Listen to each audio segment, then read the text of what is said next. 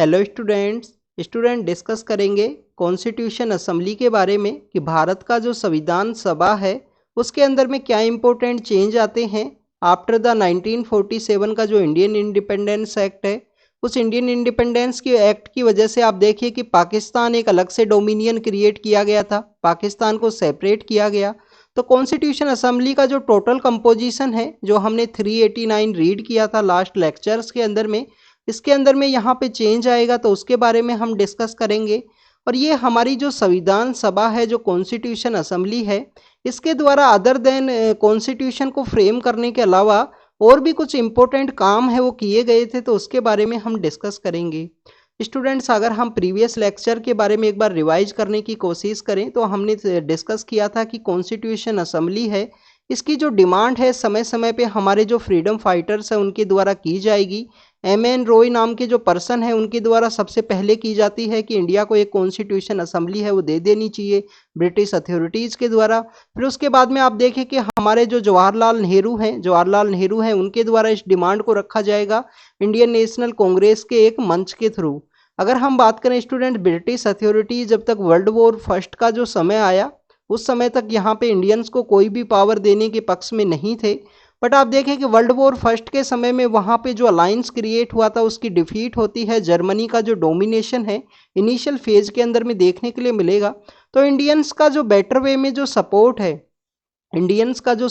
है, इसकी वजह से वहाँ पे उनके द्वारा जो कमीशन है वो लाए गए, जिसके अंदर सबसे पहले आपको अगस्त ऑफर देखने के लिए मिलता है। सबसे पहले आपको क्या देखने के लिए मिलता है? अगस्त ऑफर है। अगस्त ऑफर का जो भी यहाँ पे बात थी उसको रिजेक्ट किया गया हमारे फ्रीडम फाइटर्स के द्वारा। आप देखिए कि अगस्त ऑफर के बारे में बाद में यहाँ पे जो क्रिप्स मिशन है वो आएगा, जिस क्रिप्स मिशन के अंदर यहाँ पे डोमिनियन स्टेटस देने की बात की गई, जो हमारे 1905 या 1906 के समय हमारी जो कांग्रेस हुआ करती थी उसका डिमांड हुआ करता था डोमिनियन स्टेटस। तो क्रिप्स मिशन की भी जो यहाँ पे रिकमेंडेशंस हैं उनको यहाँ पे रिजेक्ट किया जाता है हमारे फ्रीडम फाइटर्स के द्वारा। आप देखिए कि 1929 के समय में जो हमारा कांग्रेस का लाहौर सेशन है, उस लाहौर सेशन के अंदर हमने पूर्ण स्वराज का जो कॉन्सेप्ट है उसे अडॉप्ट किया था। 1906 के इस सेशन में स्वराज को हमने अडॉप्ट किया था। तो आप देखिए कि पूर्ण स्वराज है, कंप्लीटली इंडिपेंडेंस की हम यहाँ पे कंप्लीटली अपने आप को एक सोवरीन बॉडी के रूप में इस्टेब्लिश करने का हमारा डिमांड था। आप देखिए कि उसके बाद में अलग अलग तरीके के जो कमीशंस है वो एग्जिस्टेंस के अंदर में आएंगे, जिस किसी के अंदर में यहाँ पे बताया जाएगा कि माइनॉरिटीज़ का कंसेंट होना जरूरी है। वावेल प्लान भी है, उसका पार्ट है। हमारे कुछ फ्रीडम फाइटर्स हैं उनके द्वारा भी यहाँ पे इंडिया के अंदर में बाइफर्केशन ना हो, मुस्लिम लीग का जो डिमांड है वो यहाँ पे बाइफर्केट ना किया जाए इंडिया को, जिसके अंदर देसाई लियाकत फॉर्मूला है, सी राजगोपालाचारी प्लान आपको देखने के लिए मिलेगा, CR प्लान है। तो ऐसे डिफरेंट टाइप के जो प्लान है वो एग्जिस्टेंस के अंदर में आते हैं। आप ये मॉडर्न हिस्ट्री के अंदर रीड करोगे स्टूडेंट्स इन सभी के बारे में। नेक्स्ट अगर हम बात करें स्टूडेंट, जो डोमिनियन स्टेटस है या जो कॉन्स्टिट्यूशन असेंबली का जो इस्टेब्लिशमेंट की जो डिमांड है वो यहाँ पे रखी जाती है किसके द्वारा? आपको देखने के लिए मिलेगा कि जो कैबिनेट मिशन है उसके द्वारा यहाँ पे सम हाउ जो कॉन्स्टिट्यूशन असेंबली की जो डिमांड है उसको एक्सेप्ट किया जाता है और इंडिया को एक सोवरिन बॉडी के रूप में इस्टेब्लिश करने की यहाँ पे बात की गई। दो अलग से जो सेपरेट जो कॉन्स्टिट्यूशन असेंबली की जो डिमांड थी मुस्लिम लीग का, उसको एक्सेप्ट नहीं किया जाता है कैबिनेट मिशन के द्वारा में। 389 टोटल सीट रखी जाती हैं, जिसके अंदर से आप देखिए कि यहाँ पे जो टोटल 296 सीट्स हैं वो ब्रिटिश इंडिया को दी गई थी। 296 जो सीट है वो ब्रिटिश इंडिया को दे दी गई थी, जिसके अंदर में 292 जो सीट हैं वो गवर्नर्स, जो 11 गवर्नर्स के प्रोविंस हुआ करते थे उनके पर्सपेक्टिव में है। और 4 सीट आपको जो चीफ कमिश्नर हैं उनकी सीट है। इसके रिगार्डिंग में मैंने आपसे प्रीवियस लेक्चर के अंदर भी एक क्वेश्चन पूछा था कि चीफ कमिश्नर के कौन कौन से एरिया हैं, जिसमें मैंने बताया था कि दिल्ली है, अजमेर है, कुर्ग है। एक एरिया के बारे में आपको बताना था इस यहाँ पे। नेक्स्ट अगर हम बात करें स्टूडेंट्स, 93 जो सीट हैं, 93 सीट प्रिंसली स्टेट्स को दी गई हैं। ऐसे मिला के 389 टोटल नंबर ऑफ सीट हैं वो कॉन्स्टिट्यूशन असेंबली की यहाँ पे कंप्लीट होती हैं। इसके रिगार्डिंग में जो इलेक्शंस हैं वो आपको देखने के लिए मिलेंगे। इलेक्शंस के अंदर में आप देखिए कि जो इंडियन नेशनल कांग्रेस है उसको 20 सीट्स हैं वो मिलती हैं। प्रिंसली स्टेट्स यहाँ पे पार्टिसिपेट नहीं करते हैं इनिशियल फेज के अंदर में। वो लेटर फेज के अंदर आपको देखने के लिए मिलेगा कि 1947 के समय में वो यहाँ पे कॉन्स्टिट्यूशन असेंबली के अंदर पार्टिसिपेट करेंगे। तो इंडियन नेशनल कांग्रेस 20 सीट्स यहाँ पे जीतती है। उसके बाद में आपको मुस्लिम लीग देखने के लिए मिलती है। मुस्लिम लीग के द्वारा टोटल कितनी सीट्स यहाँ पे जीती जाती हैं इलेक्शन के अंदर, वो 73 हैं। और 15 ऐसी सीट हैं स्टूडेंट्स, 15 ऐसी सीट हैं जो अलग अलग फैक्शंस हैं, जैसे कि यूनियनिस्ट जो हुआ करते थे पंजाब के रीजन के अंदर में, कोई इंडिपेंडेंट भी यहाँ पे जीत के आएगा। इस तरीके से अलग अलग जो फैक्शंस हैं उनके द्वारा जो 15 सीट हैं वो यहाँ पे जीती जाती हैं। आप देखें कि यहाँ पे कॉन्स्टिट्यूशन असेंबली की जो मीटिंग है वो स्टार्ट होती है 9 दिसंबर का दिन है। 9 दिसंबर का दिन है 1946 के दिन ये जो मीटिंग है वो यहाँ पे स्टार्ट होती है। डॉक्टर सच्चिदानंद जो सिन्हा है उनको यहाँ पे प्रेसिडेंट के रूप में इलेक्ट किया जाता है, क्योंकि वो सबसे एल्डर हुआ करते थे, जो बेसिकली एक फ्रेंच का प्रैक्टिस है। उसके बाद में यहाँ पे जो प्रेसिडेंट्स हैं उनको यहाँ पे इलेक्ट किया गया कि कॉन्स्टिट्यूशन असेंबली के कौन प्रेसिडेंट होंगे। प्रेसिडेंट यहाँ पे डॉक्टर राजेंद्र प्रसाद को बनाया गया। डॉक्टर राजेंद्र प्रसाद को यहाँ पे प्रेसिडेंट बनाया गया। और दो आपको वाइस प्रेसिडेंट देखने के लिए मिलते हैं, उनका क्या नाम है स्टूडेंट्स? H.C. मुखर्जी। ये सब हमने प्रीवियस लेक्चर के अंदर डिस्कस किया है स्टूडेंट्स। और वी.टी. कृष्णामाचारी हैं, H.C. मुखर्जी हैं, वी.टी. कृष्णामाचारी हैं, ये वाइस प्रेसिडेंट हैं। एक प्रेसिडेंट है डॉक्टर राजेंद्र प्रसाद। यहाँ पे देखिए कि 13 दिसंबर का जो दिन है 1946 के समय में वहाँ पे ऑब्जेक्टिव रिजोल्यूशन है। जो ऑब्जेक्टिव रिजोल्यूशन जिसका लिटिल बिट आपको मॉडिफाइड वर्जन है, जो आप आज का हमारा जो प्रियम्बल है उसके अंदर देखने के लिए मिलता है। ऑब्जेक्टिव रिजोल्यूशन को वहाँ पे प्रपोज किया गया कॉन्स्टिट्यूशन असेंबली के अंदर में। प्रपोज करने वाले जो पर्सन है वो है जवाहरलाल नेहरू हैं, जिनके द्वारा ऑब्जेक्टिव रिजोल्यूशन को प्रपोज किया गया कि ये हमारे बेसिकली ऑब्जेक्टिव होंगे। हमें हमारे कंट्री के जो लोग हैं उनको जस्टिस देना है, socio economic and political, liberty of thought, belief, faith and worship है, माइनॉरिटीज़ को प्रोटेक्ट करना है। तो इस तरीके के अलग अलग तरीके के जो आपको यहाँ पे ऑब्जेक्टिव्स हैं वो देखने के लिए मिलते हैं। कॉन्स्टिट्यूशन असेंबली को एक फुली फ्लैज बॉडी के रूप में डिक्लेयर किया गया। जो सोर्स ऑफ पावर है वो किनको दिया गया? इंडिया के जो पीपल्स हैं उसके पर्सपेक्टिव में यहाँ पे जो कॉन्स्टिट्यूशन है को कॉन्स्टिट्यूशन असेंबली के द्वारा जो कॉन्स्टिट्यूशन है, जो संविधान है, वो बनाया जाएगा।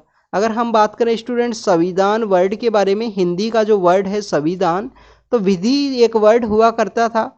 विधि वर्ड से बनता है विधान, और उसी विधान का जो यहाँ पे डॉक्यूमेंटेशन के फॉर्म के रूप में जो देखने के लिए मिलेगा वो बेसिकली एक संविधान का पार्ट है, कॉन्स्टिट्यूशन का पार्ट है। नेक्स्ट अगर हम बात करें स्टूडेंट्स कि after the Indian independence act 1947 का जो सबसे लास्ट एक्ट है ब्रिटिश अथॉरिटीज़ के द्वारा इंडिया के यहाँ रिगार्डिंग में, आप देखिए कि सबसे पहले जो 1773 के समय कानून लाया गया था, जो रेगुलेटिंग एक्ट है, उस समय लॉर्ड वारेन हेस्टिंग्स हुआ करते थे जिनको गवर्नर जनरल बनाया गया था बंगाल का। और 1773 से लेकर 1853 का जो समय है उस समय तक आपको यहाँ पे जो कंपनी है ब्रिटिश ईस्ट इंडिया कंपनी, उसका रूल आपको देखने के लिए मिलेगा कि ब्रिटिश ईस्ट इंडिया कंपनी का यहाँ पे रूल है। अगर हम बात करें स्टूडेंट्स आफ्टर द 1857 के रिवोल्ट के बाद में 1858 का एक्ट आता है, जिसको good governance act, good government act के रूप से भी हम जानते हैं। और ये 1947 तक का जो समय है ये बेसिकली वहाँ पे क्राउन का जो रूल है उसके रूप में देखा गया है।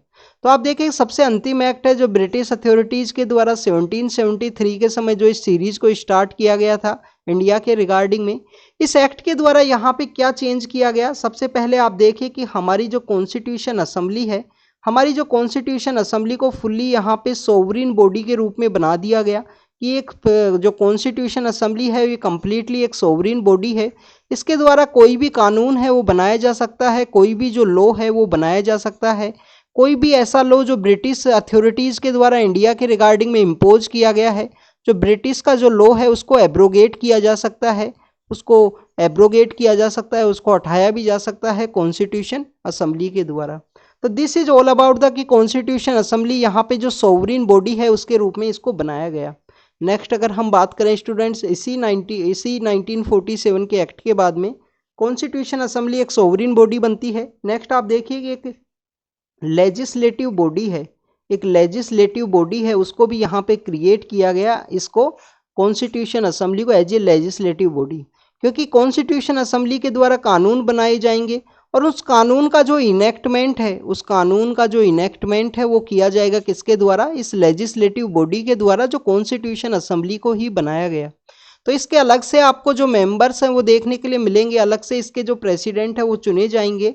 लेजिस्लेटिव बॉडी के जो हेड किया करते थे, जो लेजिस्लेटिव बॉडी के रूप में जब कॉन्स्टिट्यूशन असेंबली काम किया करती थी, तो उसको हेड करने वाले जो पर्सन है उनका नाम है जीवी मावलंकर। जीवी जो मावलंकर नाम के जो पर्सन है वो इस कॉन्स्टिट्यूशन असेंबली को एज ए लेजिस्लेटिव बॉडी के रूप में हेड किया करते थे। जब ये कॉन्स्टिट्यूशन असेंबली हुआ करती थी तो इसको हेड करने वाले पर्सन्स के बारे में हमने डिस्कस किया है। किसके जो प्रेसिडेंट हैं डॉक्टर राजेंद्र प्रसाद बनाए गए, SC. Mukherjee and VT. Krishnamachari हैं, उनके द्वारा इसको हेड किया जाता है। कॉन्स्टिट्यूशन असेंबली का जो मेजर जो लास्ट फंक्शन है वो आपको 26 नवंबर के दिन देखने के लिए मिलता है कि 26 नवंबर 1949 के दिन तक यहाँ पे जो कॉन्स्टिट्यूशन असेंबली है उसको काम करती है और ये कॉन्स्टिट्यूशन को उस दिन अडोप्ट किया जाता है। इसका कमेंसमेंट आपको 2 मंथ के बाद में देखने के लिए मिलेगा 26 जनवरी 1950 के समय में। बट स्टूडेंट्स कुछ ऐसे प्रोविज़न हैं हमारे कॉन्स्टिट्यूशन के, जैसे सिटीजनशिप का प्रोविज़न हुआ, जैसे प्रोविज़न हुए इलेक्शन के रिगार्डिंग के, उन प्रोविजंस का यहाँ पे जो इम्प्लीमेंटेशन है इस 26 नवंबर के दिन ही कर दिया गया था। नेक्स्ट अगर हम बात करें स्टूडेंट्स, जो 1947 का जो एक्ट है, 1947 का जो एक्ट है जिसके द्वारा ये जो कानून लाए गए, इंडियन इंडिपेंडेंस एक्ट के द्वारा जो चेंज लाए गए हमारी कॉन्स्टिट्यूशन असेंबली के अंदर में, फर्स्ट सोवरिन बॉडी बना दिया गया। नेक्स्ट लेजिस्लेटिव बॉडी, उस लेजिस्लेटिव बॉडी को हेड कौन करते थे, G V Mavlankar. As a legislative body के रूप में इसका फंक्शन क्या था कि कॉन्स्टिट्यूशन असेंबली के द्वारा कानून बनाए जाएंगे और इसके द्वारा उनका इनेक्टमेंट किया जाएगा। नेक्स्ट आप देखिए स्टूडेंट्स, पाकिस्तान अलग से बॉडी बना दिया गया। तो कंपोजिशन के अंदर भी यहाँ पे चेंज आपको देखने के लिए मिलेगा। कंपोजिशन के अंदर चेंज है, जो पहले 389 सीट हुआ करती थी, जो पहले टोटल नंबर ऑफ सीट कितनी हुआ करती थी, टोटल सीट कितनी है 389, जिसके अंदर से हमने उनके बारे में ऑलरेडी अभी लेक्चर में डिस्कस किया है।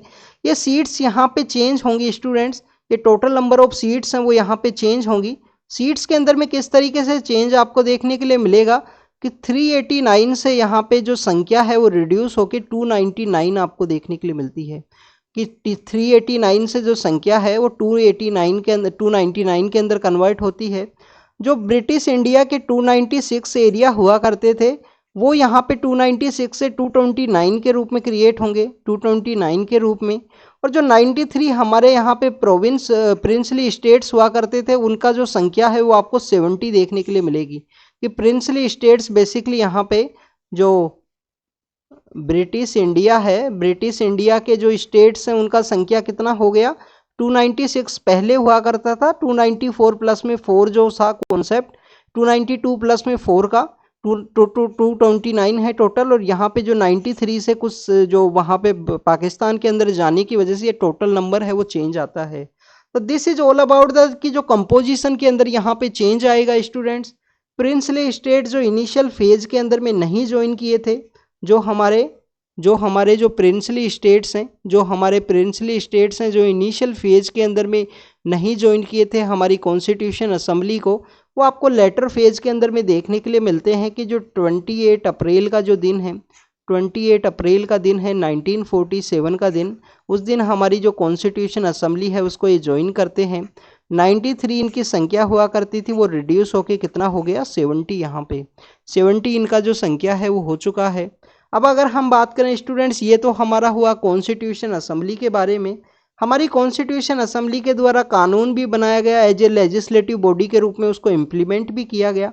अब हम डिस्कस करें स्टूडेंट्स कि क्या यहाँ पे कॉन्स्टिट्यूशन असेंबली के द्वारा अदर कौन से ऐसे फंक्शंस हैं जिनको परफॉर्म किया गया, अदर फंक्शंस जो अदर देन कॉन्स्टिट्यूशन मेकिंग के अलावा जो फंक्शंस बनाए गए हैं कॉन्स्टिट्यूशन असेंबली के द्वारा।